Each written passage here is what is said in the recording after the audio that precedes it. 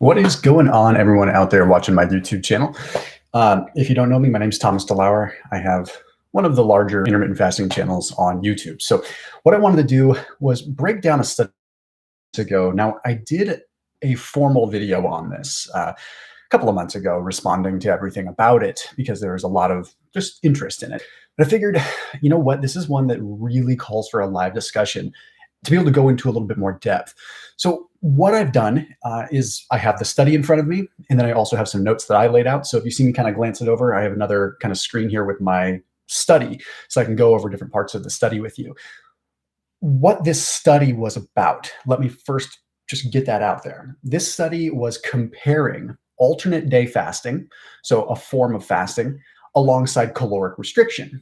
And it was ultimately trying to conclude which one is better for muscle preservation and which one is better for fat loss, or both, right? So it was a very well-designed study. And now I know if you've watched other videos that have tried to debunk this study or anything like that, they kind of throw it under the bus. I want to take a little bit of a different approach because I actually feel, before I get into the nitty-gritty of this study, I feel like the design of the study, the methodology in terms of like the randomized control, it was a very well-designed study. Okay, there weren't any serious like flaws as far as the study design is concerned. Okay, so I don't want to throw researchers under the bus. They did a phenomenal job with the study, but it's going to need context, and it's going to need context from someone who knows intermittent fasting. And I've been doing it for 10 years, and I know the research, I know the science, and I know the other research.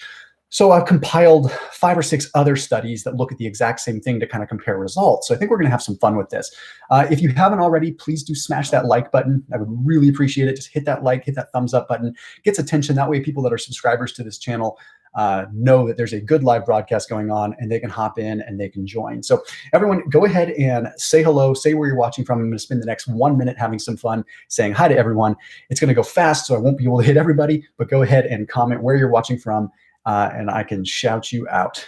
Okay, we've got Jennifer Johnson in the house. Tanya Lewis, what's going on?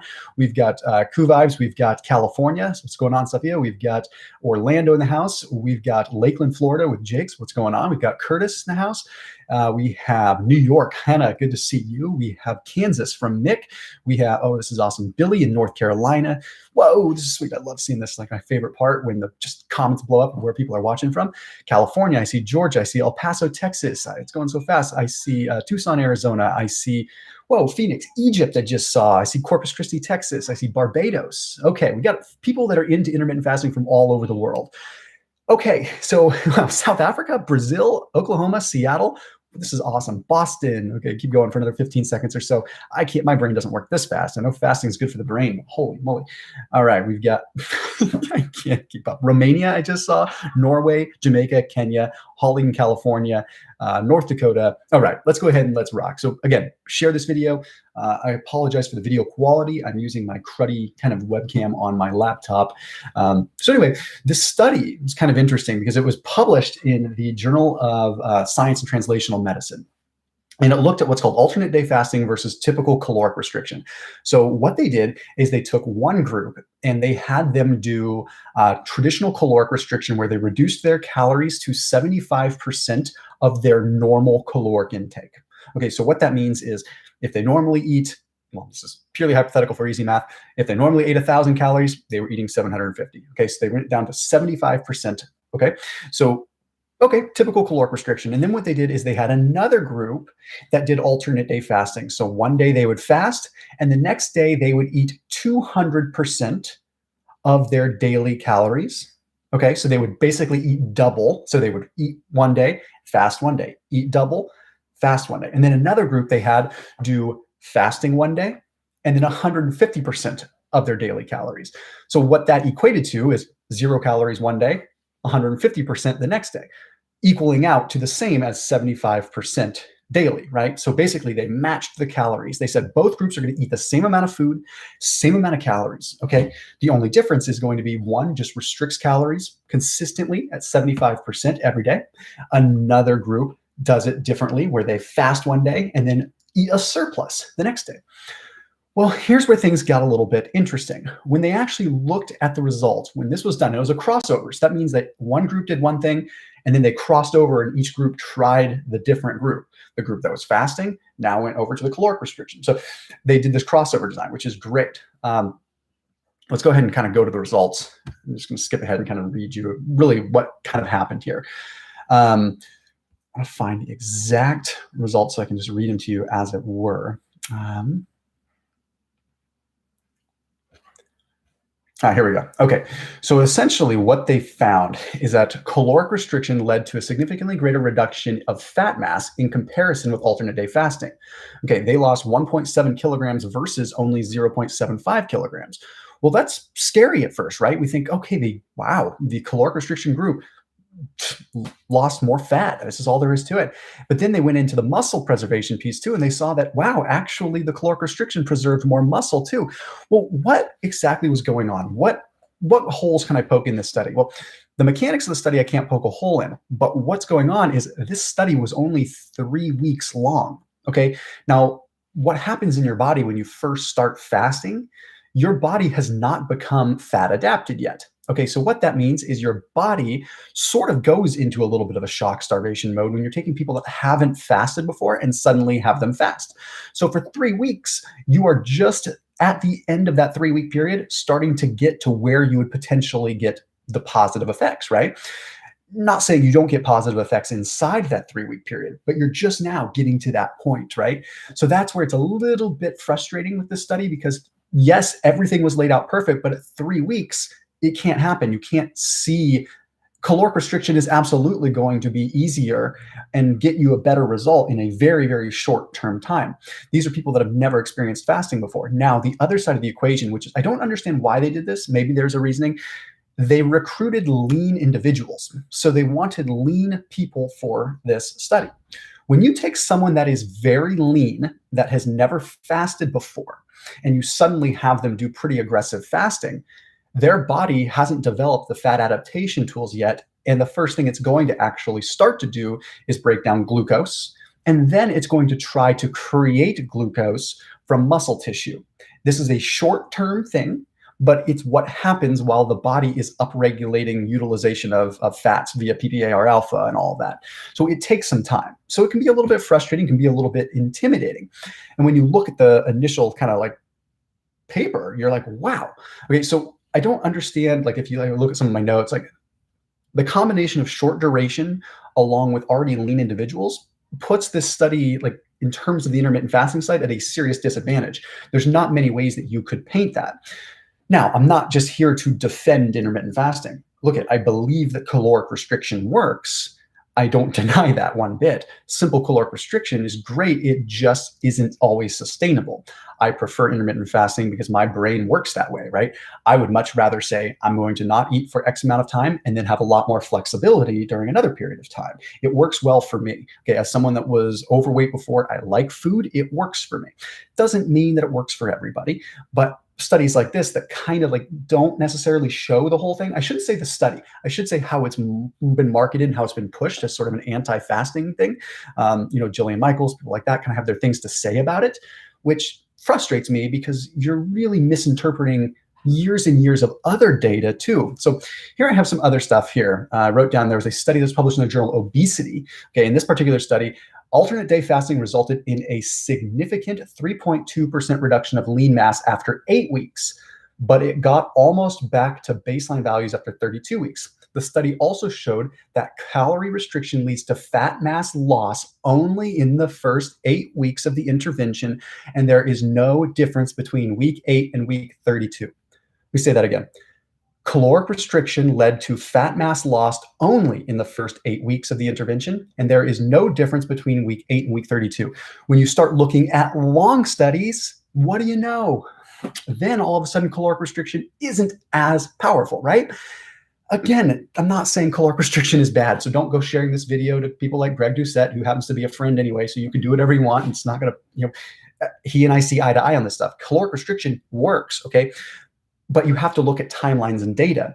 Alternate day fasting ended up actually being more powerful than that.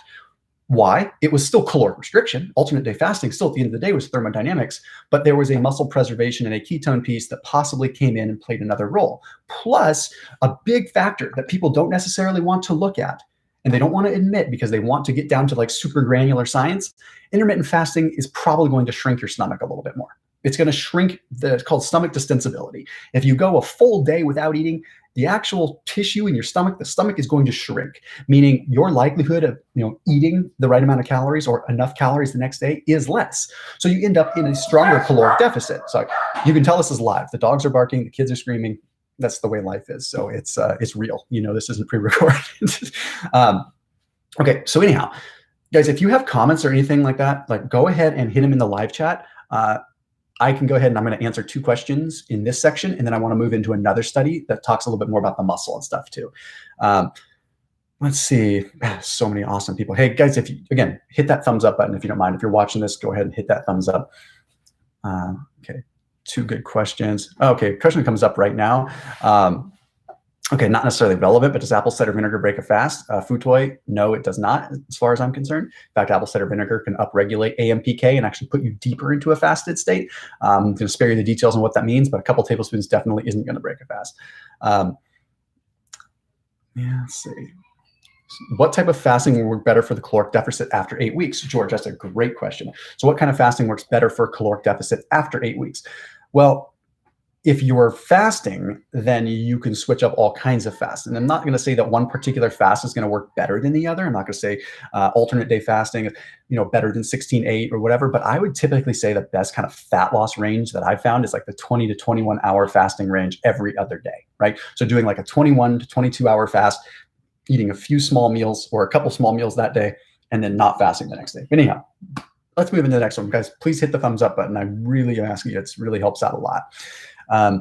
Okay, so now go into this next study. Yeah, here's an interesting. There was 2 studies. Journal Clinical Medicine and JAMA Internal Medicine reported no difference between the effect of alternate day fasting and caloric restriction on body fat loss or body fat distribution. Okay, what's interesting is the reason I mention that is those are well-recognized journals, and these are longer, larger studies. And what they're demonstrating to us is that, okay, even in those cases, caloric restriction and alternate day fasting had no difference in fat loss. They were both effective, right? So with that argument, I love that argument. And that's the one that I like to take to the bank with me. That's the one that I take all the way because I don't necessarily want to sit here and say that intermittent fasting is better for fat loss. That's not my agenda. Okay, my plan is if intermittent fasting works for you, it's to help reinforce that it works just as well as caloric restriction, if not even better in some cases because of adherence, okay? For my mentality, once again, I am an on-off kind of guy. I don't like to just count every single calorie down to the nitty-gritty calorie and focus on each grain of rice and restrict my calories that much. I like flexibility. For me, it makes way more sense to have a day off of eating and get all the benefits that come with that, which is a separate discussion. And then the next day, be able to say, you know what? I know roughly where I need to be with my calories, but I probably don't need to count every grain of rice, right? Is anyone with me? Does anyone else feel that way? And I think I'm talking to the crowd of people that typically feel that way, right? Like when I'm talking to my audience, does anyone just, if you agree, just say agree. It's not that we're trying to say fasting is like a miracle cure and amazing. It is, like for me, in terms of it's amazing. But for me, it's more about it's something I could adhere to and get all these benefits. Okay, now there's another interesting study. This one was cool. I think you'll dig this one. So this one was published in Complementary Therapies in Medicine, showed alternate day fasting is more effective than caloric restriction. And interesting, this study was larger, took a look at 69 overweight or obese participants. Now, when you're looking at these studies, it makes sense with weight loss studies to look at overweight or obese individuals, right?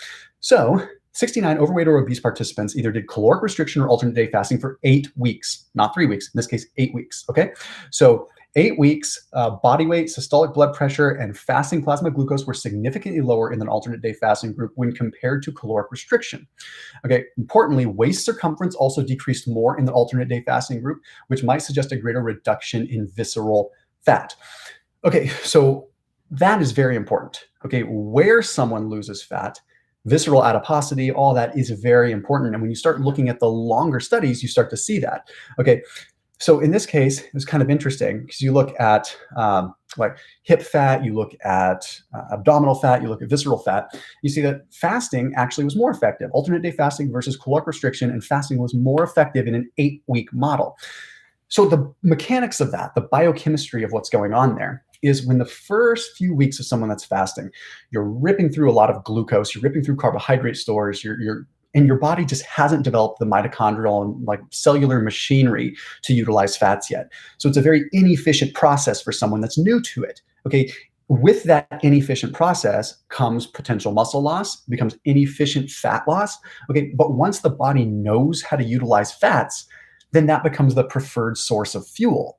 So when you look at these studies and you say, oh, okay, in a shorter term study, yeah, there's a little bit of muscle loss and yeah, there's less fat loss.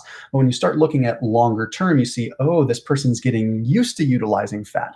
The other thing that we have to remember, and I hate even bringing this up because people have their own opinions about it, when we are fasting, especially in an alternate day fasting model, which is, typically a longer fast, you are producing beta hydroxybutyrate, you are producing ketones, and there are multiple studies that demonstrate that ketones do spare what is called leucine, the primary amino acid that is responsible for mTOR activation and muscle preservation.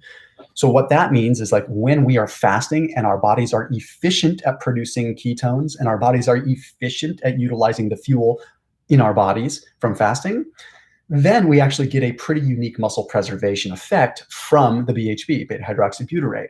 That is where things kind of get a little bit different from a shorter study. You're not there yet. If they were to take people that had a history of fasting or people that had a history of even doing keto and you put them into that study, they would have had an entirely different result in the fasting group because fat adaptation would have already just kicked in and they would have been able to utilize those fats for fuel. Hopefully that's making sense. It's a very important piece that we have to look at. Okay. And then you also have to look at just being able to like see what someone is getting in their diet with intermittent fasting. Like, are they jumping in and are they binging? Are they taking in the wrong foods? Are they just loading up on a bunch of calories, right? Just to make up calories. That's where food groups actually do matter. And, being able to kind of have that balance and being able to take care of the body that way. I will go ahead and make a mention. You may have seen like today's video sponsor, by the way, is Seed. So I put a link down below. If you are fasting or doing keto or anything like that, I do recommend them. And just so you know, like content like this on my channel isn't possible without sponsors, the way that our business runs and the way the YouTube channel runs. So today's sponsor is a brand called Seed. It's the probiotic that I use, Daily Synbiotic. Really interesting stuff. There's a link that can save you 15% down below in the description. So yes, they are a sponsor, but they are also awesome because I utilize them and because they support this channel, let us do this kind of stuff. So a huge thank you to them. I do recommend you check them out. If you are fasting, doing intermittent fasting, you would typically want to take it either roughly before or after your second meal in your fasting window, just because people ask all the time. So again, that link is down below in the description. And also, if you do a quick search on YouTube, you can see I did a gut health reset diet like 2 months ago that has like a full protocol. So if you're in it kind of for the gut health piece, you may want to check that out. So anyway, big thank you to Seed. Big thank you to the sponsors that make this channel possible. Hate on them all you want. Hate on me all you want. I know how to run my business. I'll do my thing. Anyway, that link is down below. Okay, so now let's get into the muscle piece because I think this is one of the most interesting ones. So what outcome out of this whole study would we really consider the most important one? Okay, there's two, right? If you ask me, I think that there's the muscle piece. There's the fact that like muscle preservation, really what we have to look at. We also have to look at insulin resistance. Okay, short-term improvements in insulin resistance are a lot of times indicative of better weight loss in the future. Okay, I'm not saying that it's all about insulin sensitivity and all about insulin resistance, but it's very important. And here's where there's an interesting study. Okay, there's a study that was published in the journal Obesity, reported that after 12 months, alternate day fasting was more effective than caloric restriction at improving insulin resistance. The difference was massive though. Okay, so alternate day fasting led to a reduction of insulin resistance scores by 53%. 53% reduction in insulin resistance scores with alternate day fasting compared to caloric restriction reducing by only 14%. Why is this? Why is intermittent fasting and alternate day fasting seeming to be so much more effective with insulin resistance than typical caloric restriction?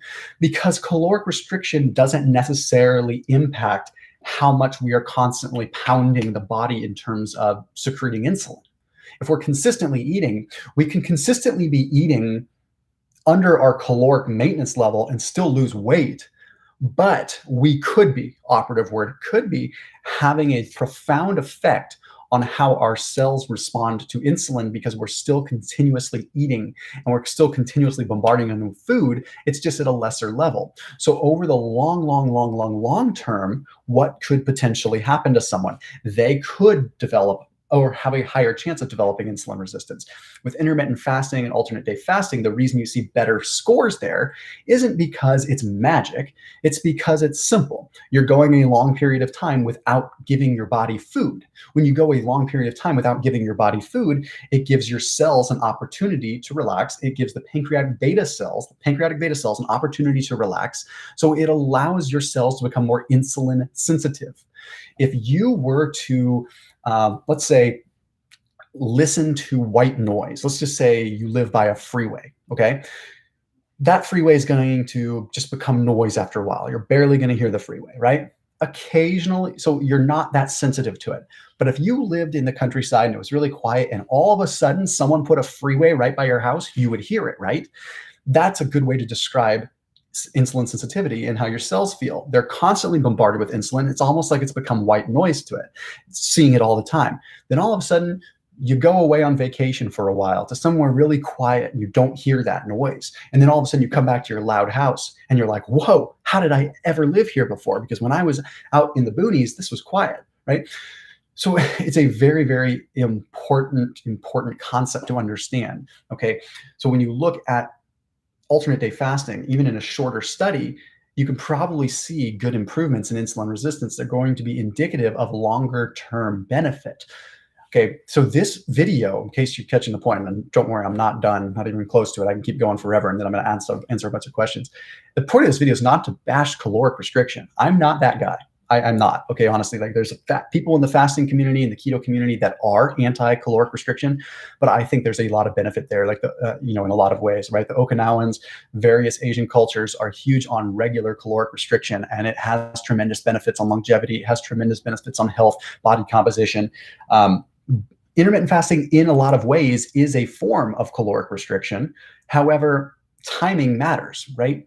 Timing does matter. When you are in a deficit matters. Okay, there's different influxes of hormones that come in. Like if I'm in a deficit for a longer period of time, it is a higher chance that I am going to be recruiting fat for fuel versus consistently providing my body with an exogenous form of glucose, right? If I'm continuously eating and providing something, my body is never really getting the chance to know how to use its own fuel.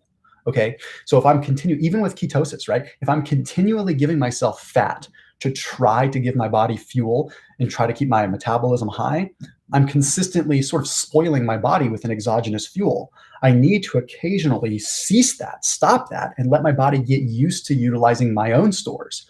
Okay.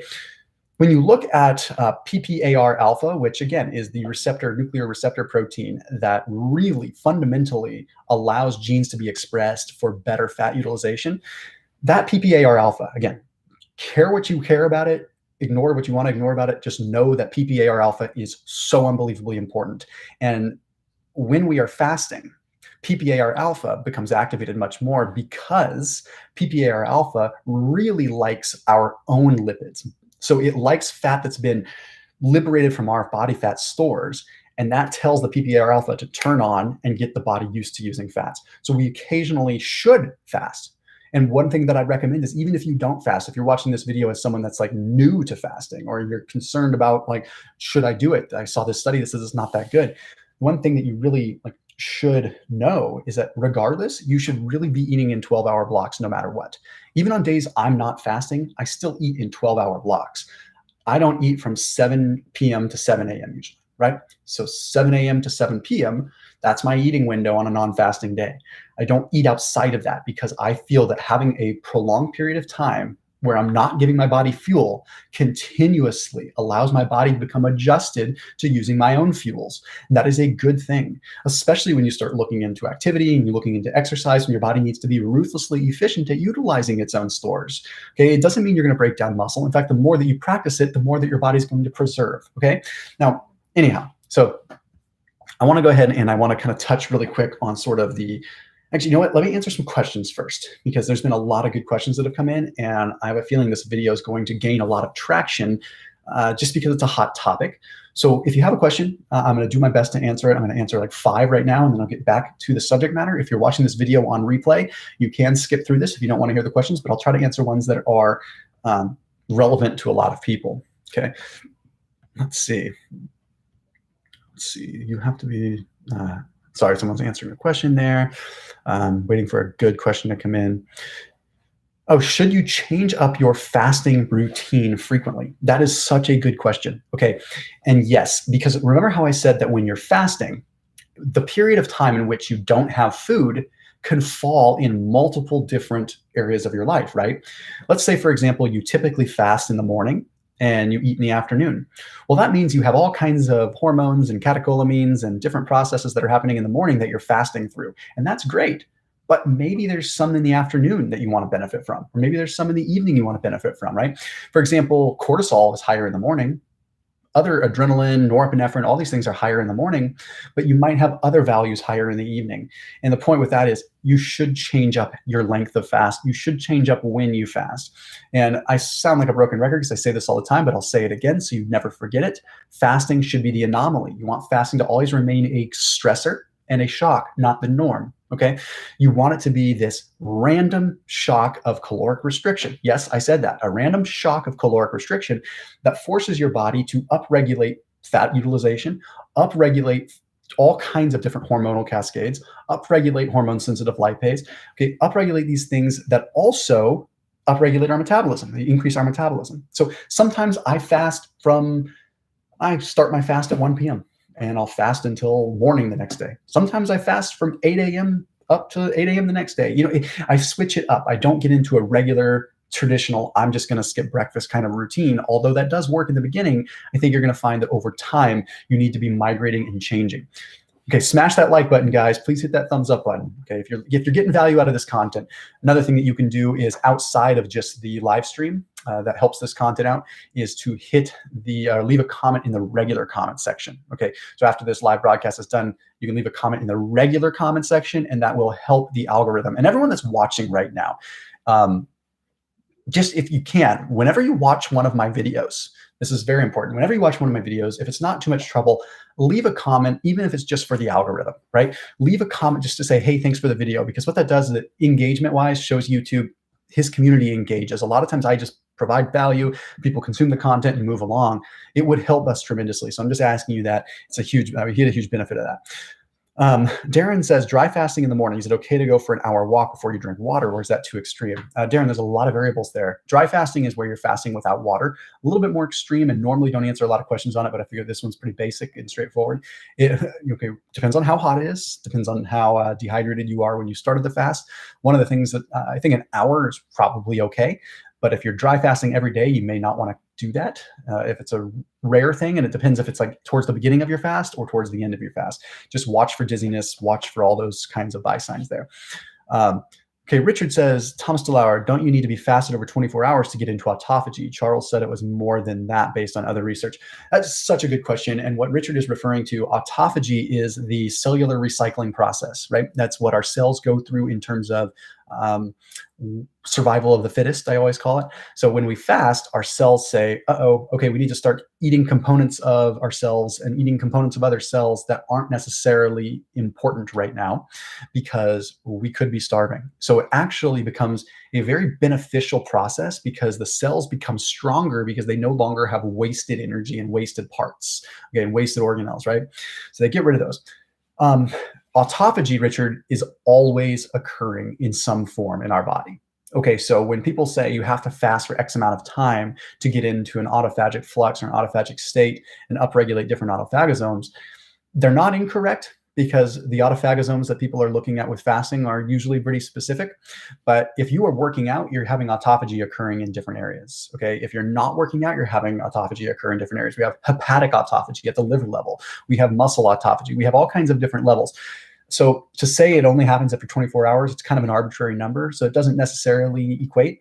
I would say that someone that is fat adapted probably doesn't get into autophagy as fast, right? Like, because their bodies are used to it. Like if I was going through a heavy state of autophagy every single day that I fasted, I would look like I'm 16 right now, right? So, and I don't. I still look my age, and that's real. But my goal is to feel like I feel now in my mid 30s for as long as I can, right?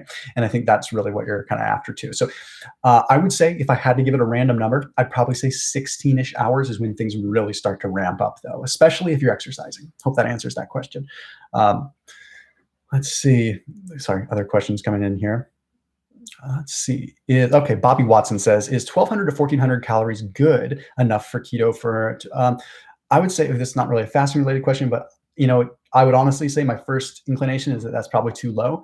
Even with fasting, it's so important to remember, okay, we look at these studies, right? Calories are still going to matter. And when you're fasting, it's very easy to just restrict your calories. It absolutely does. Like it just becomes a normal thing where you just restrict your calories because you're only eating a few meals or 2 meals in a smaller window.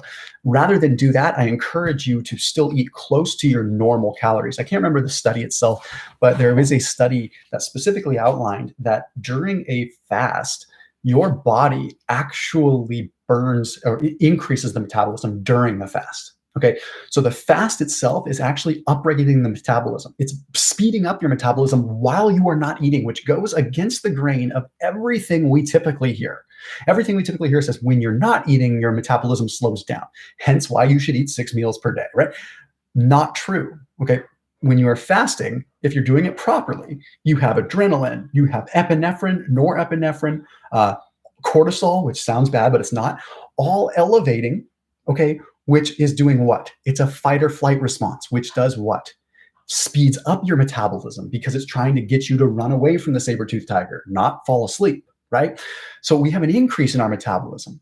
So we want to get that benefit. But if we start fasting every day and we restrict our calories when we do eat, that fasting benefit starts to decrease and we start to lose that metabolic speed, right? Because then all of a sudden fasting's become the norm.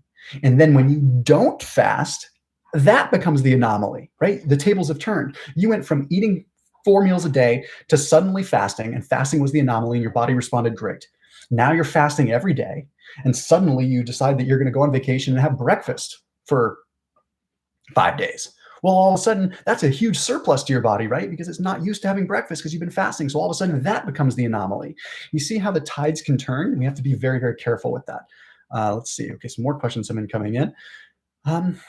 Let's see. Does diet soda break a fast? That is such a good question. So diet soda, it's a tough one. I would say generally no. Okay. Does that mean that it's something you want to consume? Okay, there's a lot of question marks about aspartame, a lot of question marks about acesulfame potassium, the sweeteners that are in diet soda. And by question marks, I mean general health question marks. I don't want to speak to them necessarily because they're very ambiguous, conflicting studies. One of the things that you do have to remember is anytime something is super sweet, there is a risk of what is called a cephalic insulin response, which is where it spikes your insulin just because something is sweet. You have to ask yourself the question this, like, what are you fasting for? If you're fasting for autophagy, autophagic flux, if you're fasting for true like cleansing benefit there, then perhaps having a diet soda in the mix isn't the best. If you're fasting for body composition results, then I think a little bit of diet soda is going to be okay. Do I recommend like you have something more like Zevia with stevia or something like that? 100%, I definitely do. But if you're, used to having your soda with a little bit of aspartame, I don't think a little bit's going to hurt you. And some people will just absolutely nail me to the wall for saying that. But I think, I also have to be real here. Like, have I had a diet soda while I'm fasting? Yes. Do I make it a habit? Heck no. Okay. Okay, so alternate day fasting is every other day, 3 days. Oh, sorry. Okay, this is actually a great one. Lyle says, fasting, feeding, and napping. Does a midday nap or a full night's rest affect how or disrupt your fast or feeding window? That's a good question. No, I wouldn't consider a nap a disruptor. And the reason I wouldn't consider a nap a disruptor is because you're not really going into your typical circadian rhythm at that point in time. And even then, I just still don't think it would be an effect. I think you need to look at your fasting as a very simple, like, is this my fasting period or is it not? Because if I eat a meal at 7 p.m. and then I go to bed at 9 p.m., I still count the hours in which I'm sleeping as fasting, right? You may not be super active, but you're still fasting. And your metabolism doesn't come to as much of a screeching halt when you're sleeping as you might think. Okay. So your brain, you go into REM, you go into all these different, that takes a lot of glucose. People forget that this little sucker inside our head, okay, 2% of our body weight, but takes up 20% of our metabolism. 2% of our body weight, but 20% of our metabolism in our brain. Okay. So what that's telling us is there's a lot of energy being utilized in our brain that we don't always think about. When we're sleeping, sure, our physical bodies aren't moving, but our brains are demanding a lot of glucose. So you can still absolutely produce ketones. You can still absolutely be in a fasted state. So I wouldn't be concerned about that. It could disrupt a little bit of your feeding window because, like glucose spikes and things like that. So if you're going to take a nap, probably take a nap during your fasting period. Okay, here's a good question. I want to put on muscle. I'm not trying to lose weight right now. So is it fine to fast 18 plus hours a few times a month? 100%. Okay. You may not know it by looking at me because I kind of I look the same for the most part. I have the last 6 years that I've been really producing content on YouTube. I don't change much. People are like, you look the same. But I still go through bulking kind of phases where I want to put on more muscle or I want to change my goals. One thing that never changes is my fasting routine. My fasting structure stays the same. What changes is how much I eat during my eating window, and I cannot overemphasize that. Okay, that's all that changes. I am a big believer that in terms of muscle and maintaining muscle, intermittent fasting can actually be a powerful player. And it's a powerful player because once again, it comes back down to that insulin sensitivity. Our cells become so much more sensitive to the food we do finally eat after a fast that our likelihood of absorbing it and utilizing it properly is significantly better. Okay, that makes a tremendous, tremendous benefit, right? And I kind of want to bounce back on the circadian rhythm piece for a little bit too, because we have to look at fasting can have an effect on what's called PPAR again. And that also, same PPAR is actually in the brain. And they've seen in knockout mice studies where with mice, they knock out PPAR, meaning they get rid of PPAR, they make it so it's not active. And they notice that when PPAR is not active, they can't utilize it. Mice don't get restful sleep. Even if they sleep hard, their wakefulness is total garbage, right? The next day, they don't feel rested. And when that happens, that causes all kinds of problems. Fasting activates that PPAR. Okay, if we activate more PPAR while we're sleeping, we get more recovery. Now, additionally, what can happen with that is you have something called BMAR2 or BMR1, I think. And these particular clock genes are related with our circadian rhythm, and they directly tie with PPAR. What I'm saying here is, as far as muscle building and fat loss is concerned, our circadian rhythm is very, very, very important. And fasting is starting to show some evidence to improve that. So when you look again at the big picture, holistically, I kind of hate that word because it's just over marketed, but holistically just meaning big picture, you see that, okay, well, if I can regulate my sleep patterns better, if I can potentially improve my insulin resistance and help out insulin sensitivity, if I can modulate my visceral fat, reduce my visceral fat levels, if I can have more fatty acid utilization, use more fat at a lower intensity, you're kind of dancing with four very powerful things there. Okay. Then we can get into the whole gut microbiome piece too. Okay. There's a lot of benefits that come from fasting there. But there's also, again, it comes down to what you eat. If you're fasting and then all of a sudden you load in a bunch of garbage during your eating period, you can expect a backwards result on your gut microbiome, right? Definitely something we have to be paying attention to there. We can't just say, I'm going to just eat a bunch of Krispy Kreme donuts when I break my fast. It's has an effect outside of just your metabolism, has an effect on your gut too. And, once again, for those of you that have just joined us and everything like that, today's live broadcast sponsor is down below. And because they're today's sponsor, it's a company called Seed. There's a 15% off discount link for Seed Probiotic. It's a symbiotic, so it has a prebiotic and a probiotic. Quick backstory for 10 seconds. I had been using Seed for about a year, about 6 months when I first reached out to them and asked them if they were interested in sponsoring the content. And that's how the relationship came to be. We worked together because I was using that. So anyway, there's a 15% off discount link down below in the description if you want to check them out, which I highly recommend you do. Okay, I want to come back because I know lots of people are joining this broadcast, and I'm just going to kind of recap. So the Science Translational Medicine published in June 2021, they said, hey, we published this paper says that caloric restriction is slightly better than intermittent fasting, and intermittent fasting, or alternate day fasting in this case, is not going to be good when it comes down to your muscle preservation. What I've done throughout this broadcast, and I encourage you, if you're just joining in now, you probably want to go back and just watch on replay, because I went through the study, but then I also went through other studies that were much larger and much longer that show quite the opposite result when the length of time is accurate. Okay. I shouldn't say accurate, like this wasn't inaccurate. It was just a short length of time. Okay. You can't look at fasting over the very short term. Okay. I don't know many people that are just going to say, I'm going to do 3 weeks of intermittent fasting and then stop. Okay. It really does become something that you implement as a tool in your toolbox, whether you are vegan, paleo, carnivore, keto, I don't care what you are. Intermittent fasting is a meal timing system that you implement. And I think sometimes intermittent fasting gets roped into the negative energy surrounding kind of the keto community. And I say that because if you're in the keto community, you know, right? There's a lot of negative energy around it, a lot of people that don't like it, a lot of people that try to shoot it down. So therefore it ends up in this category. And if you're not in the keto community, then you know there's a stigma around it. And I tread lightly with that. But people automatically assume intermittent fasting and keto have to go together, but they don't, okay? Intermittent fasting is just a system, a timing, a structure in how you eat your meals, whatever they may be. You could eat dog kibble. I don't really care. I do, but you want to be doing it in a specific structure, right? I'm trying to see if there's any other questions. There's other ones that have popped up. Guys, bear with me. I'm just scrolling through. There's lots of good questions. What are some good fasting apps? I'm currently using Fastic, but I know there's Zero is the one that I use. I'm a big fan of that. Okay, this is a good question. Laporta, hopefully you're still watching. Hello all. I'm skeptical about intermittent fasting because I just make sure I eat greens at least a few days a week, oatmeal, and don't eat much sugar. Yeah, I think intermittent fasting is probably something that you could implement by just testing out. Maybe try skipping breakfast for 2 days a week and see how you feel. And don't change anything else other than that, okay? See how your energy levels are. See how you feel. Let's see.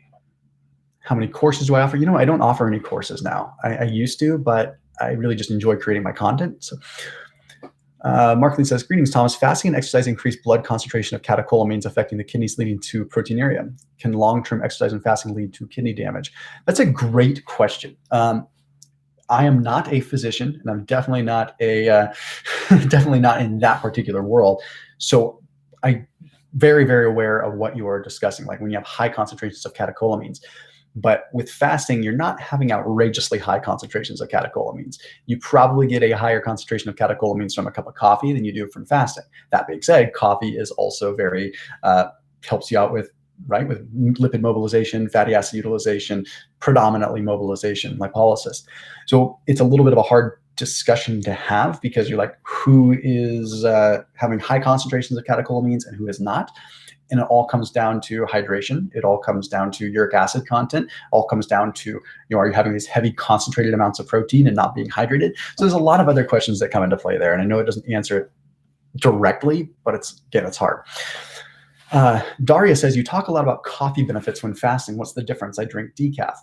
When you're fasting, there's obviously different benefits, right? Coffee has caffeine. Caffeine mobilizes fats. That is tremendous. It also elevates cortisol, also elevates catecholamines like adrenaline, norepinephrine, which can enhance your fast.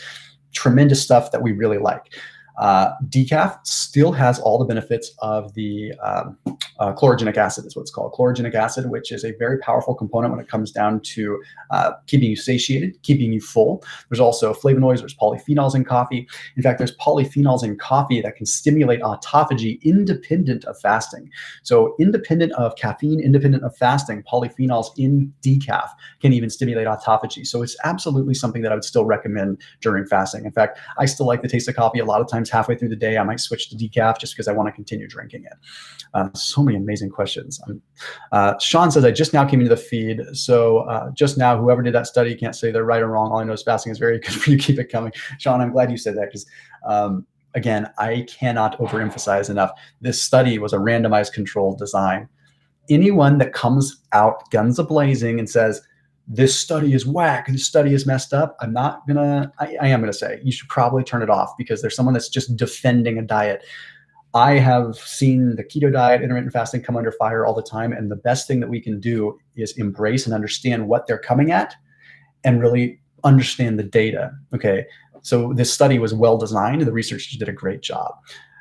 Let's see. As a woman, should I fast 3 days a week in succession or do it every other day? I would not recommend fasting in succession. I would recommend splitting it up. Okay. Because think about it. You're basically putting yourself into like 3 or 4 days of intense caloric restriction. If you do 3 days fasting in a row, you're hypothetically, it's purely hypothetical, eating half the amount of calories you would normally eat on a fasting day. You're doing that for 3 days in a row. That's putting you at half the amount of calories over 3 days. That's basically like going 3 days and going down from 2,000 calories down to 1,000 calories, which is aggressive, but you're putting yourself in a spot where you could definitely have some serious muscle loss occur. And that's why I usually recommend people go every other day. Even myself, I will fast back-to-back days, but never more than 2. Okay. And I'm very experienced. My body's very fat adapted. So if I fast 2 days back-to-back, my body can get right back into the groove very fast. I've been doing it for 10 years. So for people that are very experienced, it works. But I think you'll find that your benefits and your results are stronger when you go every other day. Do adaptogenic herbs break a fast? I've actually done a video on that. Generally, they do not. And I think the benefits outweigh the potential 1 or 2 calories that are in there. Should you be trying to make up your macros during your feeding window? Skeptical science. That's a great question. And that's kind of what this video was doing, right? This study, because it was saying people eat, 75% of their calories each day or 150% every other day equals the same amount of calories. You should be, if you're at maintenance level and you're not trying to change your weight, yes, you absolutely should. Sorry, checking my phone, seeing what time it is. I'm taking my son over to a cool little train museum for him to see some model trains because it's hot out and I just want to see something different. Anyway, so yes, so that's kind of like, you always want to kind of keep that in check. You don't want to be having, you want to keep that balance there. What was my longest fast? The longest I've pushed it is 7 days. And I'll tell you, after 7 days, it's like, there's certain benefits, but I wouldn't really recommend it. I mean, it's cleansing and purifying for the brain, and it's a strong dopamine fast, gets you off of your phone addictions and things like that. But I don't know, I like 3 days. I think 3 days is a really good length. But again, I think we're talking, I don't want to get into a ballpark of more aggressive prolonged fasting when people that are watching this video are probably just concerned because they saw this study or they saw people talking about it. So anyhow, I think I'm going to go ahead and sign it off, go get back to my Sunday, let everyone else get back to their Sunday. If you can, please, again, just as a courtesy to this channel, leave a comment in the regular comment section outside of the live stream, please, in the regular comment section below, hit the like button. And if you are not taking a probiotic or you're interested in a probiotic that is good, that Thomas recommends, today's video sponsor, Seed, down below, there's a 15% off link. Definitely recommend you check them out. And they're awesome for keeping this content rocking and rolling. So as always, there will be a brand spanking new video coming out tomorrow morning. See you then.